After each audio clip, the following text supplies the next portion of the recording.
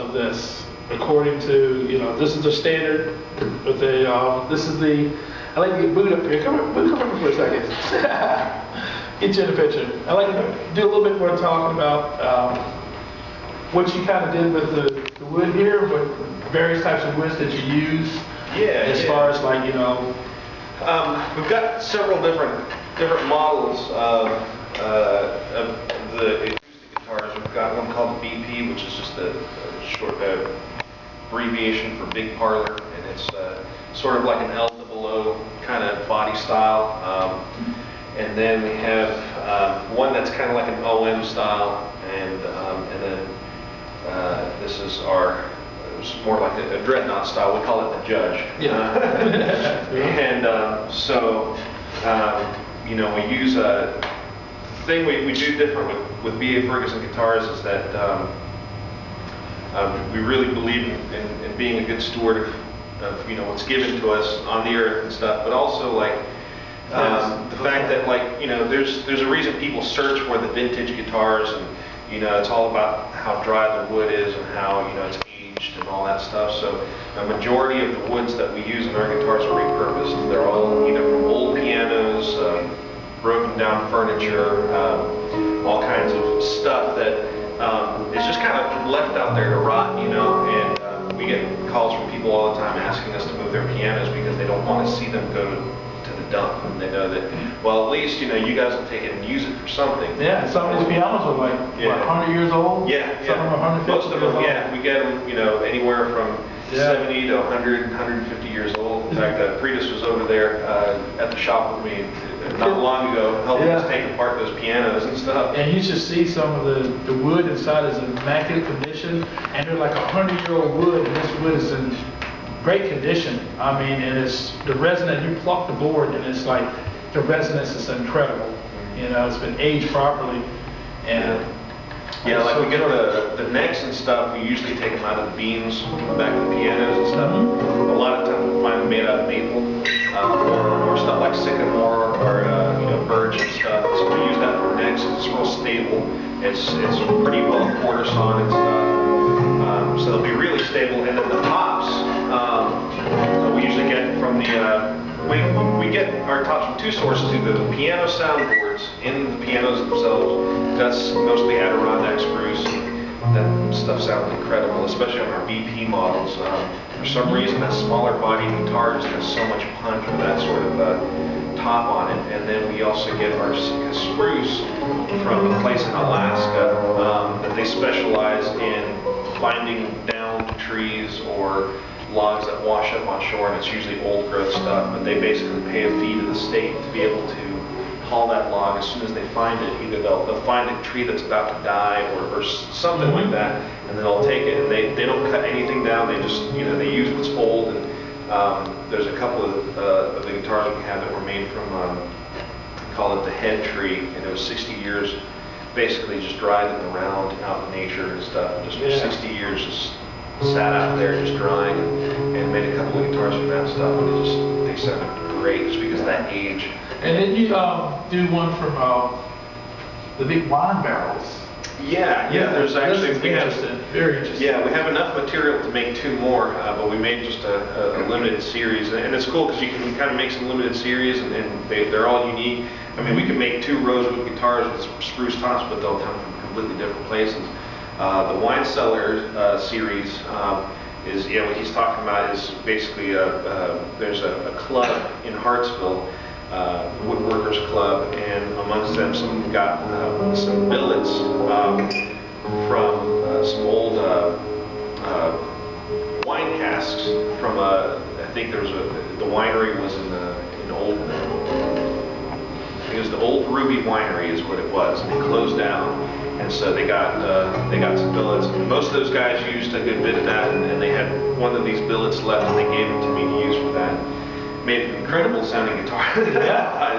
Probably catch a buzz off of it too while you're playing it. You can see it through your hands or something. I don't know how I can't play this chord right now. Can you guys elaborate on the cutaway that you're coming out with on the bridge a little bit more? I know we're that's a good question. Yeah, I was thinking about on the Predice model that's coming out here soon. I designed outside of this is phase 1 of the patent, the housing unit here, but I have another part of the patent too. It's called the stabilizer. And what that does is, it's going to be a specially designed bridge, where underneath the bridge here, what it does is, off the back of the bridge, there'll be like a little cup, like a half a C almost, like this. And what it'll do is, there's going to be a bar underneath. It'll be just like a little small wheel here to turn. And what it does is, it'll swing around, and you can turn it completely to the left, and it'll lock the bridge, so that it like a fixed bridge. If you swing it to the middle, it's just like you're having to return the 0-point strap. You swing it to the right, it'll free float like this, a Floyd Rose. So that way you have 3 bridge offerings in one. But you don't get to see, most guitars don't offer you that many different variations of being able to use a bridge like that. And in that way also too, to help as far as breaking strings. When you're playing a tune, if anybody who's got a tremolo on their guitar, when you break a string, the first thing it does, it goes back, because the tension is set different, because it shifts, because the tension is pulling this way. So you can be in the middle of a song playing, and if you break the string, you can just go, and you're right back in tune, because it brings the bridge right back. You just bring it, swing it around, and it catches. So then that way, while you're back in the song, you're still playing, you're right back in tune, and then when the song's over, you put your string in, and when you're winding it up, and while you're winding, you listen, you'll look at the bridge, because you'll know if you're too sharp. If the bridge moves, then you know it's too sharp. So that way, you can tune it faster like that. Of course, you'll have your tuner there, but you'll be able to just visually be able to see it as you're winding it, and you'll be able to see it as soon as that bridge does this, you go, you're literally about right there, and then you check it, and it'll make tuning 3 times faster. Yes, sir. What kind of electronics you got in there? This is his department here. There's a good buddy of mine out in Florida who hand wires acoustic preamps, and he's got them at a really good price. He's real meticulous with the quality of electronics. He's just one of these guys that just meticulizes over the stuff that's out there on the market and stuff. So he's gone out and done something really nice. It's a piezo system, and it's kind of a mix between the LR bags and the K&K sound systems, in that it picks up the actual vibration of the body, not just the pressure of the strings. Now, are there locking tuners on this model? Yes.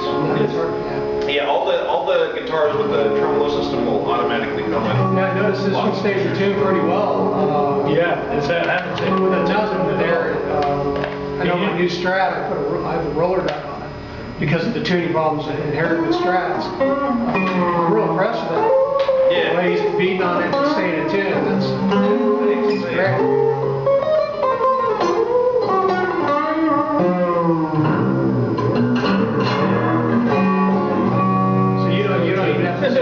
Like the old Strats. Yeah, where you had to kind of pull it back and stuff, yeah.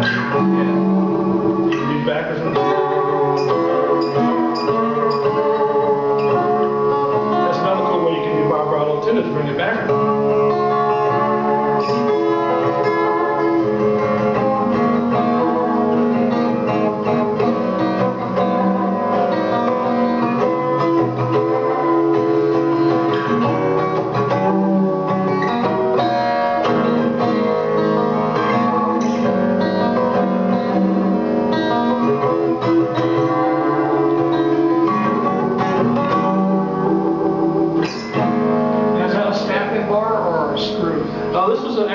Push right in. Oh, yeah.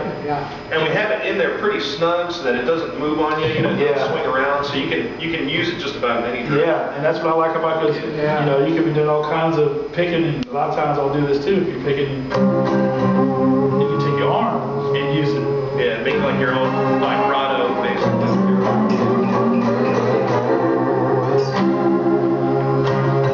So if you want to still do your flat picking, you can just rest your hand. Pretty rigging. Do you guys discuss the bass price here?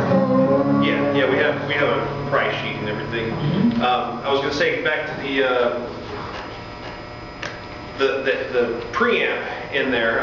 They're called Archangel preamps, and really good stuff. He hand wires and things.